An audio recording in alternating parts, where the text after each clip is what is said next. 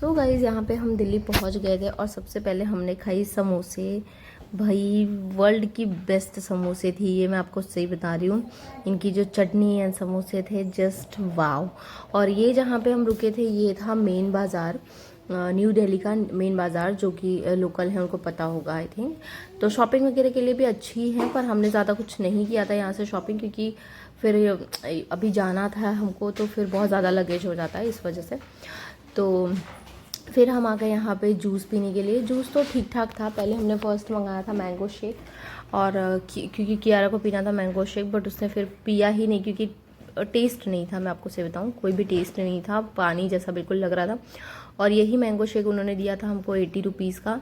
फिर बाद में हमने ये गन्ने का जूस पिया यहाँ पे, ठीक ठाक था वो भी, क्योंकि हमारे यहाँ तो बहुत मीठी गन्ने की जूस मिलती है और यहाँ पे बहुत ज़्यादा पानी पानी जैसा सब लग रहा था। पर ठीक है, कोई नहीं, अभी बाहर गए हैं तो थोड़ा सा गर्मी था, थोड़ा क्या बहुत ही ज़्यादा गर्मी था, रिफ़्रेशिंग के लिए ठीक था यानी। तो हमने वो भी ट्राई किया। और मैं आपको बताऊँ, मेरे गले का जो पूरा बैंड बजा पड़ा है, सर्दी खांसी सब हुई हुई मुझे, तो मेरी जो वॉइस आपको थोड़ी बहुत इधर उधर आ रही होगी तो प्लीज़ उसको इग्नोर करिएगा। फिर हम यहाँ पे जा रहे थे इंडिया गेट।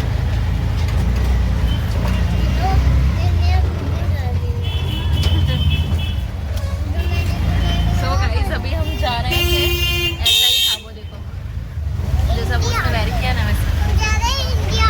इंडिया गेट कहाँ जा रहे हैं? India Gate. तो हम अभी जा रहे हैं इंडिया गेट। थोड़ा सा हमने अपना पुलिया वगैरह ठीक किया है ना, हम जा रहे हैं अभी इंडिया गेट। इंडिया गेट से देखते हैं क्या वहाँ करेंगे, थोड़ा वहाँ घूमेंगे। हाँ, वो टॉय लेने सिर्फ जा रही है। तो चलिए, यहाँ से हमने ऑटो कर लिया है और इंडिया गेट पहुँचते हैं।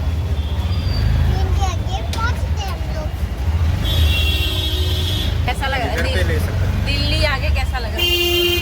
दिल्ली के बारे में क्या कहा जाए? आधा तो मैं आपको सही बताऊँ, फ़ोन पकड़ने में मुझे डर लग रहा है यहाँ पे। दिल्ली है दिल वालों की। हाँ, नाम का है वही। यहाँ थोड़ा अच्छा है, मार्केट वगैरह बहुत अच्छा है। हाँ, मार्केट शॉपिंग के लिए तो बेस्ट है भाई, शॉपिंग के लिए बेस्ट है। तो चलिए गाइस, मिलते हैं आपसे वहाँ पे पहुँच के। फिर उसके बाद यहाँ पे देखो, मैंने थोड़ा थोड़ा सब कुछ शूट कर लिया और ये कपल को ऐसा लग रहा था कि मैं सिर्फ उन्हीं लोगों को शूट कर रही हूँ, तो ये बड़े वैसे ही मुझे देख रहे थे। तो फिर मैंने बंद कर दिया कि भाई सामने वाले को क्यों ऑकवर्ड फील कराना। उनको ऐसा लगा कि मैं सिर्फ उन्हीं को शूट कर रही हूँ, बट ऐसा नहीं था। वो बीच में आ गए तो मैं क्या ही कर सकती हूँ रोड पे।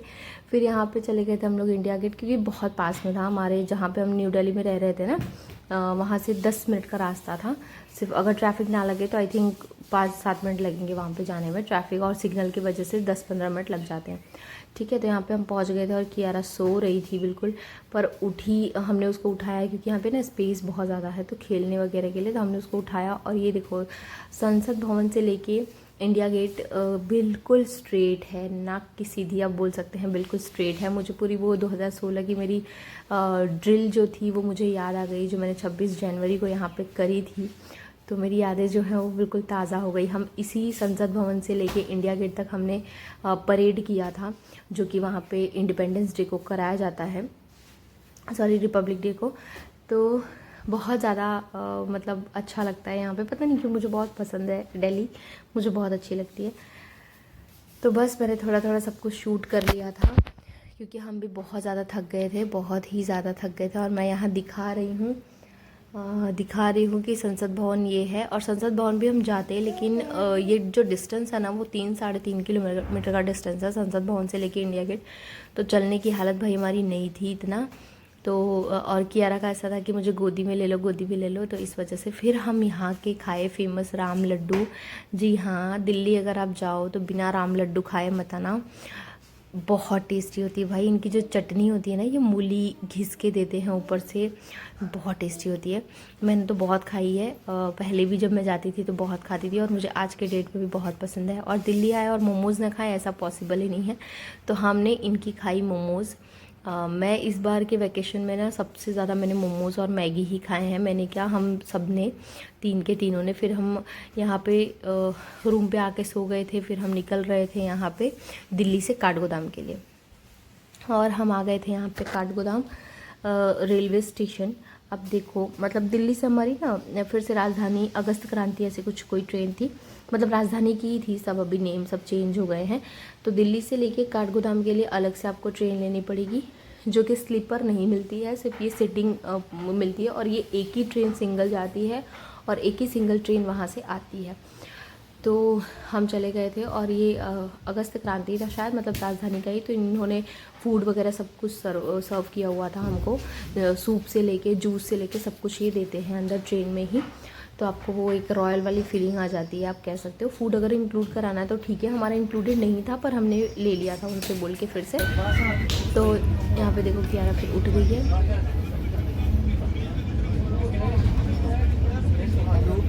हेलो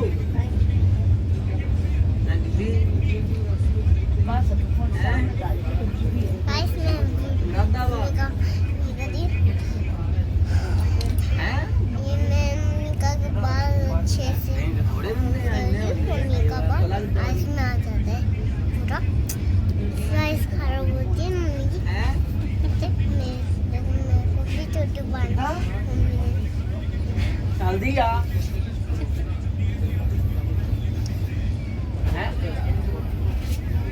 मम्मी को बोलो छोटी क्यों नहीं बांधती, तो पेटी होगी।